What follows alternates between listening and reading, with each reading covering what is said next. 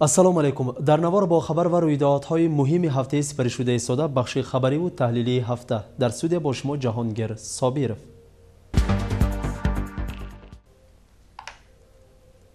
дар вилояти намангон рӯзи 17 феврали соли ҷорӣ дар ҳудуди водӣ бори аввал шуда барои бунёди бинои мактаби президент ғишти аввал гузошта шуд. мактаб ба 2.5 гектар майдон бунёд карда мешавад ва дар он ҳамаи шароитҳои хониш ва варзиш фароҳам оварда мешаванд. аз рӯи маълумотҳо 2 корпуси хониш, бассейн, зали гимнастика, хобгоҳ ва меҳмонхона, майдони футбол, волейбол ва баскетбол, зонаи реаксионӣ, гулзор, участкаи таҷриба ва хониш бунёд карда мешаванд. мактаб моҳи августи соли оянда ба фаъолият шурӯъ мекунад. дар соли аввали хониш барои синфҳои 5 ва 10 114 нафар хонандагон дар асоси имтиҳони махсус қабул карда мешаванд. мактаб бо муассисаҳои таълимии мамлакатҳои хориҷӣ ҳамкорӣ мекунад ва фанҳои махсус омӯзонида мешаванд. дар маҳаллаи чашма якчанд муаммоҳое ки мардумро азият медиҳад муайян карда шуд ва аҳолӣ барои ҳалли ин муаммоҳо дар қабули сайёр ба раҳбарони ноҳия муроҷиат карданд. воқеан дар ҷое ки кор ҳаст аҳолӣ зиндагӣ мекунад, муаммо низ вуҷуд дорад. рост аст ки ҳалли баъзе муаммоҳо фурсат талаб мекунад, аммо агар муддаташ тӯл кашад идораҳои давлатӣ ва раҳбарони масъул аз эътибору боварии аҳолӣ мемонанд. аз ин рӯ президент Шавкат Мирзиёев дар ҳар баромадҳои худ мегӯяд ки идораҳои давлатӣ дар бартараф намудани муаммои мардум беэътиборӣ зоҳир нанамоянд, халқро сарсон накунанд. халқ ба назди раҳбар не, раҳбар бояд ба назди халқ рафта аз муаммоҳои онҳо пурсон шаваду онро қадри имкон дар доираи қонун дар ҷояш бартараф созад. аҳли маҳаллаи чашма дар қабули сайёр бо муаммоҳои вобаста ба оби нӯшокиву полизӣ, лойкӯчаҳои таъмирталаб, симчӯбҳои кӯҳна, гази табиӣ, андози замин, мавҷуд намудани нуктаи тиббиву дорухона дар деҳа ба мутасаддиён муроҷиат карданд. якчанд масъала якчанд муаммо кати муроҷиат кардам. муаммои об нӯшокӣ, муаммои оби ерсуғориш барои обёрӣ кардан, муаммои байкати, муаммои газ кати, муаммо бисёр ганда. мисол муаммои фап нест чишманда, муаммои боғча, муаммои мана электромо светамо нест. вообще умуман свет нест. ҳай ҳама ваи хадаш кати ихтиёри хадаш кати каштомдагӣ якта линия кати мисол 84 хуҷалик 84 хуҷалик як линия кати каштагӣ ҳама каштагӣ ам бенер ва вообще умуман талаби ҷавоб наметиҳад. як чой мемунам кати тефал мунерага тефал як 3 соата намеҷӯшад. тефал бо ин чиз нӯшам 5 минутан ҷӯшта нашта корва. боз кадом хел муаммои раҳ мисол бигирам раҳмо мана лой ҳама расфо ана муаммо кати ҳал вай кардам. муроҷиат кардида чӣ шуд? ҷавоб чӣ хел шуд аз ҷониби мутасаддиён? ин ҷавоб инҳо ваъда достанд сайёр қабули ҳоким шуд ин ҳама чиз дар ҷош ҳал карда нашта кор ё ҳо ё не гуфта. ин талаби президент аст. ин талаби президент ин дар ҷош ҳал карда доранд талаби президент. лекин инҳо ваъда достанд ҳозирча намедонам ин ҳол ҳар қадам метавонам неми фақат ваъда гапи холи ай халос ҳозир. албатта лекин баъзе ҳалли баъзе муаммоҳо дар ҳақиқат фурсат талаб мекунад. инҳо туғри мегӯянд ҳама масъала ман талаб кардаги чиз баъзеш фурсат мисол вақт талаб мекунад. ин ҳозир ман газ гуфтам кади маҳ газ гуфта наметавонам. инҳо моям тушмиш мекардаги одам тушмиш карда омадем тушмиш мекунем лекин дар маҳаллаи чашма умуман гази табиӣ нест. табиӣ нест. барои чӣ ҷавоб додан? қонеқарсиз гуфтанд инҳо мисол ҳудуди қонеқарсиз ин мисол газ фарғона ақуқан мисол омад мана суҳбат даромад ровон чашм маҳлави паст мисол то мулгон занга то мисол то чимоқчи то занга та омад чун чашма нобад омада қонеқарсиз. аз муроҷиати ин шаҳрванд маълум мегардад ки дар маҳаллаи чашма гази табиӣ вуҷуд надорад ва доир ба ин масъала аҳоли чанд сол аст ки ба идораҳои дахлдор муроҷиат мекунанду ягон натиҷае нест. ҷавоби мутасаддиён бошад ин аст: дар суғ ҳудудҳое ҳастанд ки расонидани гази табиӣ аз имкон берун аст. дар қабул гуфтанд ки чаро гази табиӣ ки то деҳаҳои чумоқчаву зангат آمده می رسد و به اندک بالاتر آن یعنی محله چشمه رسانیدن از امکان بیرون است. ما برای جواب یافتن به سوالهای پی در پی شهروندان به رهبر اداره تامینات گاز ناحیه مراجعت کردیم. خوش میبینیم آن کس چی میگویند. 2012 سال ایلا با من رایونمو بویچه قریب 3208 خاندان گاز طبیعی مونده، دیگرش گاز بالون گذرانده شده بود. از سبب انقلاب حدود بدنم و با تریتور خراسان گذراندن گاز بالون قینمه شدنش 7,500 ابانین گاز طبیعی گردانده شد. از رایون بویچه 7,500 خاندان ها از گاز طبیعی استفاده برند، 7,500 خاندان ها از گاز بالون. ولایتمون بویچه 50 سال قسخر میشه گاز طبیعی، اقتصاد گاز طبیعی. فقط حوض ولایت بویچه سوخ 7,500 خاندان گاز طبیعی قسخر است. دیگر اونو دیمانتاژ شده. ما هم قرار بریم که 2012 سال دیمانتاژ کرد، تروبه توپ گرفته گاز بالون کتی تامین کرد. اینکه ما 1 گرم تروبه بریدگمون نه جوهی رسیده رسوای گاز پاستیپینه دودم بدم من 7,500 رو بردم. بازم لیمیت بیشتر شود خوشگاه برسان ممکن لیکن شور چشمه سیبزار ققر غزنوف امکانات نیست. یعنی گاز آمده نمیرسد به این حدود. دولن علاجش نیست، امکاناتش نیست. مراجعت اهل محله قلعچه باشد نهایت حل خود را یافت. این دفعه مشق تکتیکی وضعیت‌های فوق‌العاده ناحیه در روستای قلعچه شده گذشت و در آن رهبر ناحیه نیز اشتراک کرده آیید قرار و فرمان‌های حکومت و سرور دولت که دایر به گرفتن پیش راه وضعیت‌های فوق‌العاده میباشد اظهار اندیشه کرد. پس آن از روی ترتیب مشق تکتیکی آغاز یافت. تمام قوا برای تازه نمودن سیلروی محل از ریگ و شغل نگرانده شد. برای حمایت کردن اهالی ناحیه‌مان از وضعیت‌های فوق‌العاده من از سیل میگوییم آبخیزی‌ها محافظت کردن یک قطار تدبیرها گذرانده هستیم. من سال جاری 10-11 اپریل در محله قلعچه برای تازه کردن سیرراه قلعچه تدبیر گذرانده جمع 385 متر سیرراه از 3170 متر کوب شغل لایق‌ها تازه کرده اما سیل و آبخیزی‌ها به تلافت میگذراندگیش تامین کردیم. در دوام همین مشق‌های تاکتیکی ما کارخانه‌های ناحیه‌مان تشکیلات‌هایی که به همین مشق‌ها داخلدار جلب کرده شده بودند و همین ساحه خودشان بویچه یک قطار تدبیرها را گذراندند. واقعا با برابر کمبودی ها موفقیت ها نیز به نظر می رسند که نوگانی زیرین فکرهای بالایی ما را اثبات می کند. سال سیوم است که جماعه جسور لیسه اکادمی ناحیه در آزمون ولایتی سرحدبانان جوان جای اول را اشغال نموده به ریسپوبلیکا راه خط می گیرد. در سال جاری نیز این جماعت در قسمت ناحیوی آزمون غالب آمد و به قسمت ولایتی راه خط گرفت. به قریبی در آزمون مذکور که در ناحیه وادیل بین نواحی ولایت به وقوع پیوست جای اول را اشغال نموده با سربلندی به ناحیه برگشت. امروز در لیسه اکادمی مراسم تقدیرانیدن غالبان قسمت ولایتی آزمون شده گذشت و در آن حاکم ناحیه افسران و اسکران قشون‌های سرحدی ناحیه اشتراک کردند. در مجموعه سراول مطیه وطن عزیزمان صدا داد. پس آن حاکم ناحیه به سخن برآمده غالبان را مبارکبادی نمود. ذکر کرد که آینده مملکت به جوانان امروزه وابستگی قوی دارد. از این رو جوانان ما باید از امکانیت‌ها عاقلانه استفاده برده بیشتر خوانند، صاحب علم و دانش گردند و در آینده برای رشد و نموی وطن محبوب حصه سزاوار گذارند.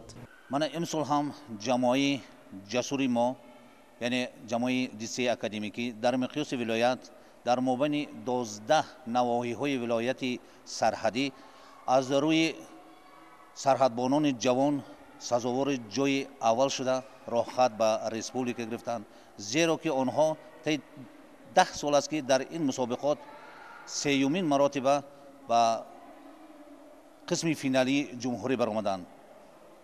در ضمیر این البته سعی و کوشش زحمت آموزگاران، تربیتیان، مربیان و همکاری با قسم‌های حربی که در حدود سوخت جایگیرند خیلی مستحکم و استوار است. بنابر همین هم این جوانانی که از مابین کوهپاره‌های سوخ رفته شأن و شرف سوخ را ولایت را حمایت میکنند. البته من امید اون را دارم که در آینده آنها حقیقی خلق‌پرور حمایتگری وطن شده به کمال میرسند. در مراسم تقدیر نوکسازی به جماعه جسور مکافات‌های مخصوص حاکمیت ناحیه، اتفاق جوانان ناحیه، قشون‌های سرحدی و لیسه اکادمی را حاکم ناحیه در وضع متنتن تقدیم نمود. آخر ماه جماعه جسور به قسمت ریسپوبلیکوی آزمون می رود و باور داریم که در پایتخت نیز جای اول را اشغال نموده با سربلندی و زیباترین و کهن‌ترین واحه سوخ بهشتاسا برمیگردد. ناوگانی نوبتی نیز خیلی حیرت انگیز است که در دوام این هفته عاید آن توسط بخش اینفورماسیونی به شما معلومات داده بودیم. در کوه صورتی روستای طول سنگی که حجمش تخمین بیش از 500 کیلو می باشد یافت شد و آن غیر عادی می باشد. تخمین می رود که این سنگ گویا پایه ستون بیناهای دوره حکمرانی سلاله کوشانیان می باشد. مخبرمان انور جان جوریف در همین باره موضوع را دوام می دهد. سوخ عزیز تاریخ زیاده از 1000 ساله ها دارد و بینندگان عزیز چون میدانید آدم اولین نیز است از همین واحه بسیار زیبا منظر که آنجا ما و شما زندگانی میکنیم پیدا شده است و امروز سوخ در حقیقت تدقیق و تحقیق را میخواهد، زیرا که تاریخ سوخ از 1000 ساله ها سرچشمه میگیرد. بینندگان عزیز، ما در موضع حضور داریم که در آنجا سنگ آینه جایگیر است و این سنگ نیز شاهد بسیار واقعه های تاریخی گشته و خود بابور میرزا در همین جا آمده مکان اختیار کرده برای خود در همین جا نشسته و بعدی از اینجا برآمدن باز راه سوی هندوستان میگیرد از محله هوشیار. من در قفای ما همان سنگ سیرناک جایگیر است و بینندگان عزیز دیروز به ما خبر رسید که در روبروی همین سنگ آینه باز یک سنگ بسیار معجزه‌ناک پیدا شده است و ما نیز بهره آموختن همین سنگ و دیدن این سنگ معجزه آفر به اینجا تشریف آوردیم و به همین سنگ که حالا شما آن را در نوار دیده استادید معجزه سنگ آینه نامگذاری کرده. سوخ قدیمترین واحه در حدود ازبکستان امروزه به حساب می رود. سرزمین سیر و اسرار و معجزه هاست واحه سوخ. هرچند گوشه معجزه است این سرزمین و وجود هم روزه در این حدود واقعه های عالم شمول به عمل می آیند و مهمش آن است که این گونه واقعه و حادثه ها در لحظه های بشمار به هر جا پهن می گردند. روز شنبه 13 اپریل توسط شبکه‌های اجتماعی به تمام جهان صورت‌های سنگی که در حقیقت معجزه‌ناک است پهن شد. با ما نیز این صورت‌ها را ساکنان محله طول، روزنامه‌نگار عالمجان عالیموف و خواننده دخترحسین عزیزوف ها توسط شبکه واتساپ گسلانیدند. با سبب آنکه این صورت‌ها با ما قریب بیگاه دسترس گردیدند، ما همان روز با حدود سنگ نو پیدا شده رفتن نتوانستیم و حسیاتی کنجکاوی تمام شب ما را آرام نگذاشت. سحری بر وقت روز یکشنبه با اسباب دستگاه‌های استودیو ویدیو کامera ما را حسی موضع صورتی گرفتیم، چون که این سنگ در همه حدود تاریخی سوخ جایگیر شده است. خود موضع صورتی سوخ حدود معجزه هاست و گواه زنده تاریخ کشور به شمار می رود. موافق معلومات اهالی محلی روز پیش این سنگ را ساکنان محله آخوانجان رسولوف، منورجان قنبر و علیشیر نظرов ها که در این حدود اساساً به مالبانی مشغول می شوند پیدا کردند. موافق گفته های رهبر ما بهرامجان رسولوف، سراول سنگ به مالبانان همچون کوزه نمودار شده شوق بلندی اشتیاق جوانان را به کافتن اطراف سنگ وادار ساخته است. چون می بینید شکل سنگ به سنگ آسیای کلان حجم مانند است، ولی این سنگ را به مقصد سنگ آسیا استفاده کردن نمی شود، چون که حجم سنگ بسیار بزرگ است. در حالت ایستاده خود سنگ به سرپوش چاینک مانند بوده، اگر آن را چپه کنید به خود چاینک مانندی دارد. روی سنگ از تاثیر قوه‌های گوناگون محیط اطراف جا کفیده و اگر عمیقا نگاه کنید به بعضی حرف‌ها نیز چشمتان می‌افتد. سنگ همچنین با زانده که از کشتی کیهانی جدا شده روی زمین می‌افتد نیز مانندی دارد. سنگ دایره شکل است و 3-4 عدد حاشیه دارد که این حاشیه ها را در ظرف‌های صفحه‌ای فقط کلالان مانده می‌توانند و خلاص. خلاص سنگ را معجزه آفریدگار گویم اصلا خطا نخواهیم کرد و با همراهی عالیجان عالیموف ما به این سنگ معجزه صورتی نام نهادیم. این معجزه یگان قوه دستی انسانیت ساخته شدگی نه، بلکه ممکن یک جرم آسمانی که در وقتش افتاده حاضر در نتیجه آبشارشوی باران ها بر روی خاک برآمده است و من همین جسمی که از سنگ فرق میکند همین تحقیقات علمی را میخواهد و ما از نام همین تمام سوخیان از نام همینجا طلب آن را داریم که در آینده همین عالمان محققان آمده، تاریخچه ها آمده درباره چی بودن همین چیز به ما معلومات های صحیح میدهند. همین رو این زلاحیدق تاکید کرده میباید که این سنگ معجزه‌ناک در روبروی سنگ آینه جایگیر شده است. گفتن ممکن است این موضع یعنی حدودی صورتی محله طول حدود تاریخی ناحیه به حساب می رود و حتما از جانب محققان و متخصصان ساحه باید موردی تدقیق و تحقیق قرار گیرد. باز یک سبب صورتی نام گرفتن این حدود همان است که پیشتر از ترکاندن کوههای این حدود تمام دیوار آن کوهها را صورت و رسمهای تاریخی فرا گرفته بود. در ترکیب سنگ کوههای این موضع مرمر هست و این مرمر نیز در سالهای پیش از استقلالیت به گوشه های شهرهای وطنمان کشانیده شده است.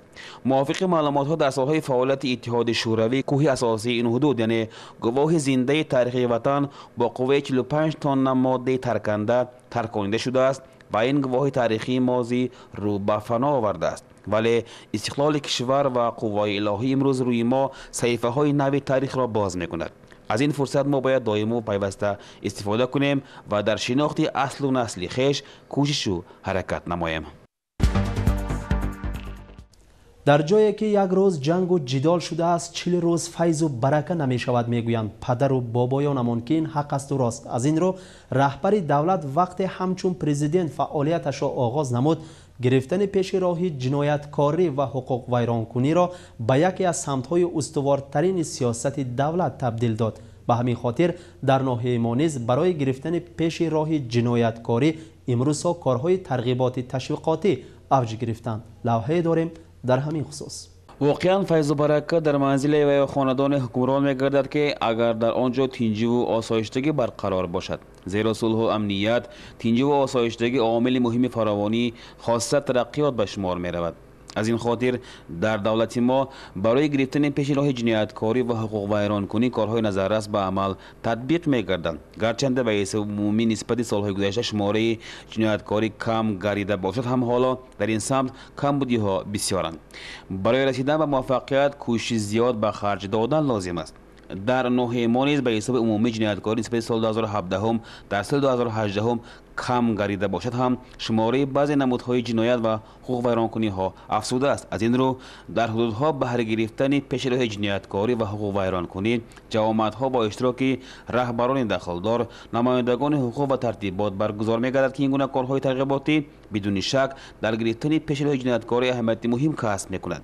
دیروز تحت رهبری حاکم ناحیه در مکتب ورزشی محله مولگان چنین واخوری به وقوع پیوست و در آن اهالی این حدود اشتراک نمودند. طوری که حاکم ناحیه قید نمود جنایتکاری و حقوق ویرانکنی صد راه پیشروی و حیاتی فراوان می‌گردد. از این خاطر به جوانان باید فهمانید که به هر گونه عقیده‌های نادرست باور نموده به راه ناپاک قدم نگذارند. نمایندگان حقوق و ترتیبات نیز به سخن برآمده عاید جنایتکاری و عاقبت‌های آن شامل شدن بعضی جوانان به گروه‌های ناپاک که دین مبین اسلام را نقاب کردند به نظر می‌رسد.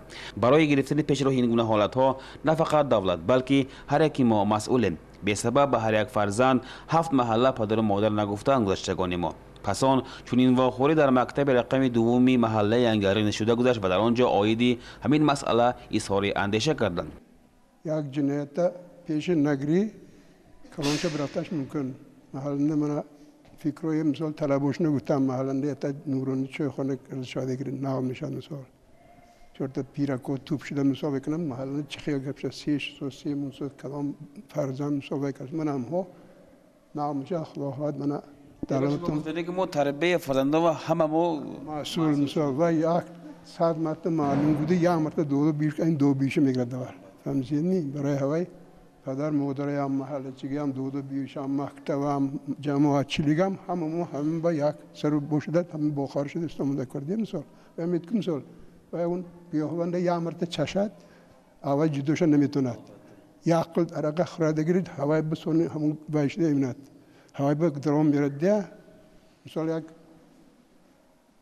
همون حیات کن حیاتش نوروزانه همون اکستریمیست همون گروپ ها همون حیاتش نوروزی میدرد هیچ وقت علم ناک خواندگی آدم یا که فرزندش و به نمیدرد همون به علمی و همون نودونی و به همون پلبش خوشی درم روتش میکن و هیچ وقت همون علم معلومات داری و کنم اولو و ها این به علمی همون نودونی همون مثلا هم اکستریمیست گروپ ها و به سال که با آلده سال پلبا فهم تیادگی خوده همزه گذشته میرد همون ها کن جماعتی که همه ما همین با مسئولیت ما اوای رفت تون سنف ده وای رفته کنه پیشه کنیم مچه دگجا مثلا چیزی اون کار کرد باقی گشت است چیزی اون کتاب خونسوس گودگری همین پیشه گیتگی میشیم ما واقعا هیچ کسی از مادر خود جنایتکار شده به دنیا نمیآید. برای جنایتکار شدن یک نفر انسان خودی ما امکان میدهیم. یعنی به اعتبار ظاهر نمودن ما امکانیت فراهم آوردن ما به چنین حالت ها می باشد. از این خاطر از فرزند خود از کردوکار او همیشه آگاه باشیم. نظارت کنیم که او از اینترنت عاقلانه استفاده برده ایستاده است یا نه. توسط تلفن به کیها گام بزند و چیها را تماشا میکند. به کجاها میرود و به کیها شینو خیز دارد. اگر رفتار او را نظارت کنیم جنایتکاری ها خود از خود از بین میرود. آگاه باشید. در ویدیو سلکتر سرور دولت 5 تشبس نفع آور را پیشنهاد کرده بود و امروز ها بهر به عمل تطبیق نمودن این تشبس ها که پر را به منفعت انسان خصوصا جوانان نگرانده شده است کارهای نظررس به عمل تطبیق می‌گردند. حالا در همین خصوص موضوع را دوام می‌دهیم.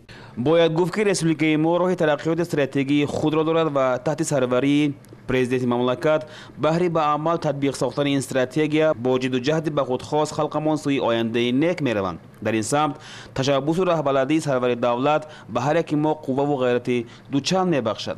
چون خبر دارید در جوامع سلکتوری حکومتی پرزیدنت مملکت شوکت میرامونویچ میرزیویف نزد هر یک ما برای اجرا 5 تشبس آینده بین را گذاشت که امروز بهر به عمل تطبیق کردن این تشبس سراسری مملکت کارهای نظررس گرفته برده می شود. از جمله در ناحیه مونیز این گونه کارها خیلی با سرعتند.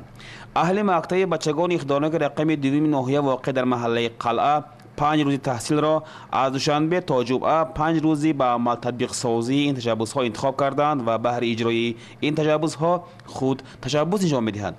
بنا به معلومات دیرکتور مکتب بهرام جان همراه علیف در سمت اجرای نشاندادهای پرزیدنت مملکت اکثریت جمعی آموزگاری مکتب حصه گذاری میکنند. ما نیز یک روز مهمان اهل این مکتب بودیم و شاهد آن شدیم که اهل مکتب این تشبس ها را چطور اجرا میکنند. جمعی آموزگاری مکتب مذکور تا چه اندازه مهم بودن این تشبس ها را حس میکنند چون که این تشبس ها برای نیک دیدن آینده بچگانی ما اندیشیده شده است. امروز در راه افزون گردانیدن شوق جوانان به موسیقی، رسامی، ادبیات، تئاتر و دیگر نمودهای صنعت و کشف استعدادها، جسمانان آب دادن جوانان، آفریدن شرایط برای نمایان کردن قابلیت آنها در ساحه ورزش، با تشکیل نمودن استفاده بری ثمراناک از تکنولوژی‌های کامپیوتری و اینترنت در بین اهالی و جوانان، با بلند برداشتن معنویات جوانان، تشکیل نمودن کارهای استراکتوری عاید واسه ترغیب نمودن کتابخانه در بین آنها، مسئله با کار تامین نمودن زنان و دختران یعنی برای اجرای این 5 تشبس در مکتب تدبیرهای گوناگون موضوعناک گذرانیده می شوند. مکتب دارای میدان ورزشی بوده وقتی خالگی خوانندگان مکتب محض در همین جا می گذرد.